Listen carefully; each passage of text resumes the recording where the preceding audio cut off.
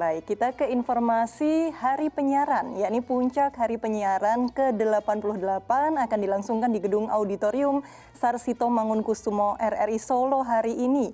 Bakti sosial menjadi salah satu rangkaian kegiatan peringatan Hari Penyiaran Nasional itu. Kesibukan jelang pelaksanaan puncak Hari Penyiaran Nasional ke-88 dilakukan sejumlah pekerja di Gedung Auditorium Sarsito Mangunkusumo RRI Solo, Jawa Tengah pada hari Rabu kemarin. Beberapa set kamera maupun lampu di dalam gedung auditorium bahkan sudah terpasang. Di bagian luar gedung, pekerja juga memasang tenda dengan terbungkus kain warna merah dan putih. Bakti sosial menjadi rangkaian penutup kegiatan jelang puncak Hari Penyiaran Nasional.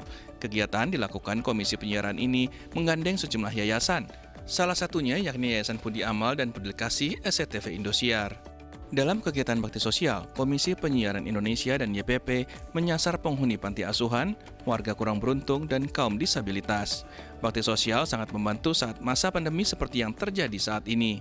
Kami berharap ini menjadi embrio kebangkitan ekonomi masyarakat. Masyarakat berdaya, masyarakat bisa hidup dengan layak, masyarakat bisa kemudian mengekspresikan diri dengan berbagai hal yang itu akan memicu pada kebangkitan ekonomi nasional. Peringatan Hari Penyiaran Nasional tahun 2021 mengangkat tema penyiaran sebagai pendorong kebangkitan ekonomi di masa pandemi.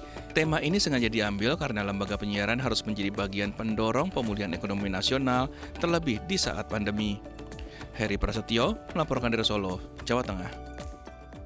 Ya, Masya Allah, kalau kita lihat penyiaran merupakan bagian penting dari kehidupan sehari-hari guna menyampaikan berbagai informasi seperti yang sedang kita lakukan sekarang ini ya Ustadz Mukhlis. Nah Ustadz, kalau di dalam Islam, seberapa pentingnya kita sebagai umat muslim untuk menyiarkan informasi yang tentu saja berisi kebaikan terhadap sesama ini Ustadz? Menyiarkan informasi yang terkait dengan kebaikan itu bagian dari amar ma'ruf nahi mungkar ya.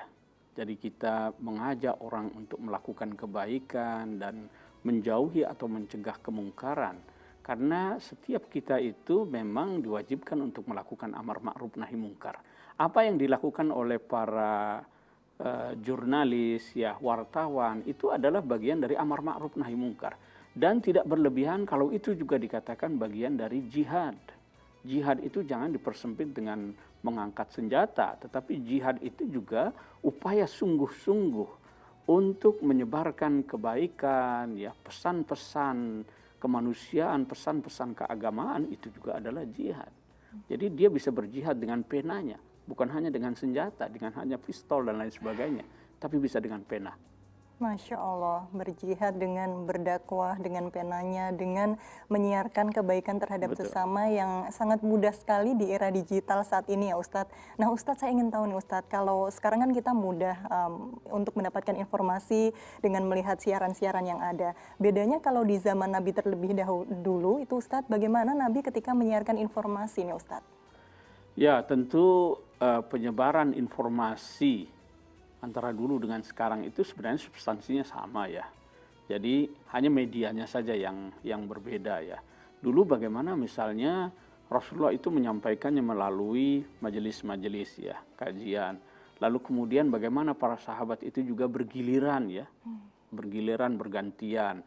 Dan tentu saja informasi itu kan sumbernya macam-macam ya. Oleh karena itu agama memberikan tuntunan agar kita terlebih dahulu memverifikasi kebenaran sebuah informasi ya. Ya ayyuhalladzina amanu in ja'akum fasikum binaba'in fatabayyun. Bahasa Qur'annya itu tabayyun. Jadi harus memverifikasi dulu kebenarannya ya. Kemudian tidak semua yang didengar pun harus disebarkan, harus difikir lagi apakah itu bermanfaat bagi orang lain atau tidak. Itu saya kira etika-etika penyiaran yang harus kita perhatikan ya.